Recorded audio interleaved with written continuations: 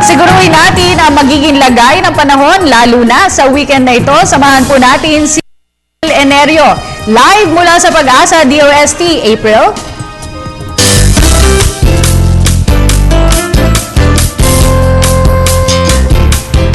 Sa ating balita, magandang panahon pa rin ang aasahan ngayon hanggang bukas. Kasabay nito ang pag-iral ng Northeast Monsoon sa silangang bahagi ng Luzon at Visayas. Dahil dito, ang Eastern Visayas, Caraga at Davao ay makakaranas ng mahihina hanggang katamtama pagulan o pagkidlat pagkulog. Habang ang Cagayan Valley at mga probinsya ng Aurora, Quezon at pati maging sa Bicol Region ay makakaranas naman ng mahihinang pag-ulan. Dito sa Metro Manila at natitirang bahagi ng bansa ay makakaranas pa rin ng magandang panahon. Asahan ng partly cloudy skies with isolated rain showers or thunderstorms.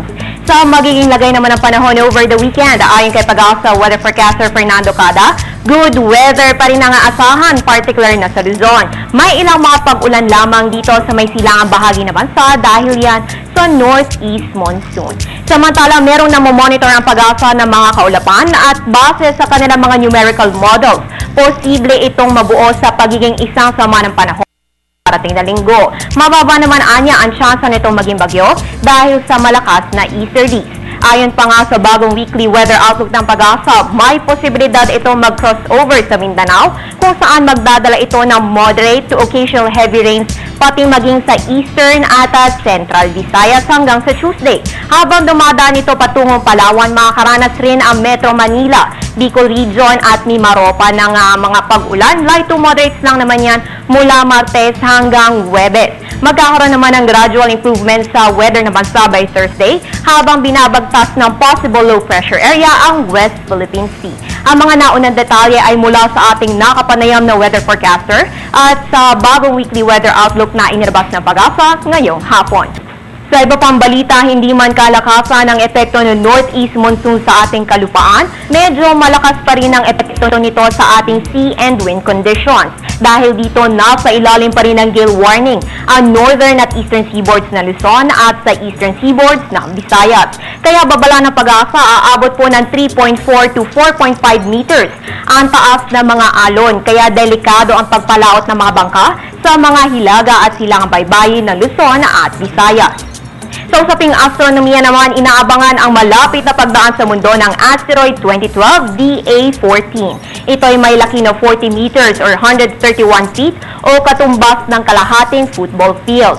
Ayon sa National Aeronautics and Space Administration o NASA, wala naman tsansa ng kolesyon na naturang asteroid sa ating mundo. Inaasahan ang pinakamalapit na distansya sa Earth mamayang bandang 1:00 na madaling araw, Philippine time. Sa kaugnay na balita, may napabalita ring meteorite crash sa Russia kaninang hapon. Mga preliminary reports, tumama itong malapit sa isang zinc factory na naging dahilan ng disruption sa internet at mobile services sa syudad ng Chelyabinsk. Umabot naman hanggang 100 ang nasugatan pero walang nai-report na malubhang nasaktan sa naturang insidente. Samantala, pangungunahan ng Pag-asa ang pagdiriwang ng National Astronomy Week mula February 18 hanggang 24 o sa susunod na linggo. Ang naturang event ay may temang Solar Max 2013, Discovering the Sun's Awakening Power. Ilan lamang ang free planetarium shows at stargazing and telescoping sessions sa inihandang aktibidad ng Pag-asa para sa naturang selebrasyon. Para sa tatagdagang impormasyon, bisitahin ang kanilang website sa www.pag-asa.dost.gov.ph. At yan ang pinakahuling balita mula dito sa Pag-asa. Para sa Telebisyon ng Bayan, April and Nerio.